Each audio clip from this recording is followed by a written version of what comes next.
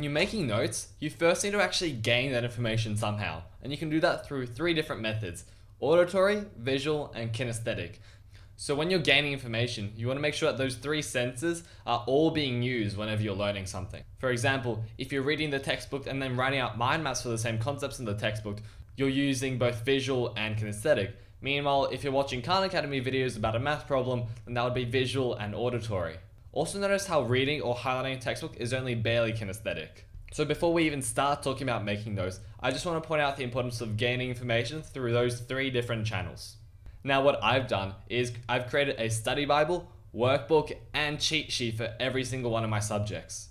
My study Bibles are the books that purely have the notes from the syllabus in them, and this is what you write when you're first learning about a new topic. This is also where you go to if you're ever confused about a topic. If you're ever lost, you just go back to your study Bible, look at the notes you've written, and see if that helps you get more clarity for the topic. Again, I want to point out the importance of writing out your notes according to the syllabus stop points, because that way, if you know that you've targeted every single syllabus point, you'll be very well equipped for the exam. Next, you've got your workbook, and because you'll be doing a lot of practice questions, it is so much easier to have a separate book purely for your questions, separate from the book where you take all your notes.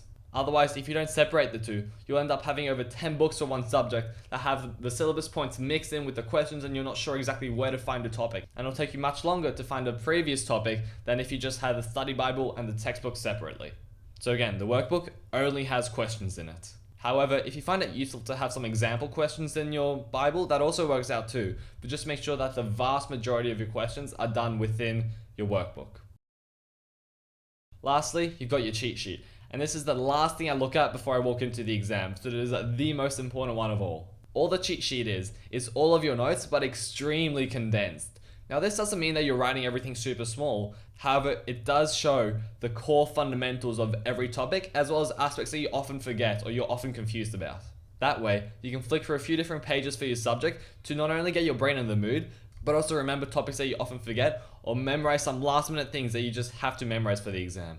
For example, for geography, I was quite confident with the different themes for every topic, and because of this, my cheat sheet only included the case studies and the facts and data required for every single case study. That way, for every required case study, I would know 2 or 3 different facts related to it, to demonstrate that I had a deep level of understanding for that particular case study. However, for both my SL and HL Language B, this is where I had my complex grammatical structures, extension vocab, as well as idiomatic expressions. And as I mentioned earlier, you want to make sure that you have enough of each one of those for every single one of the 5 themes. For English paper 1, there isn't much to write about because it all depends on what you get in the exam. However, for English paper 2, I wrote out the most important context for each one of the texts I'd studied, as well as a list of the different quotes I had memorized for each text. And below each quote that I had memorized, I'd write about which themes in the novel I could link it to, as well as how I could analyze that particular quote, and whether I'd be able to link it to the themes in the other text as well, because after all, it is a comparative essay.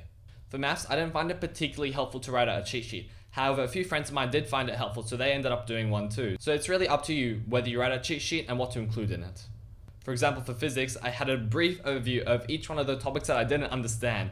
For example, kinematics I understood really easily, but topics like quantum tunneling I had no idea about. So I had to memorize a few answers in case that question showed up, because I knew that I wouldn't be able to think of that off the top of my head. For physics, not only did I write a list of the required derivations, but I also rewrote all the formulas in the formula booklet. This way, I knew exactly what each symbol stood for and the units for each symbol.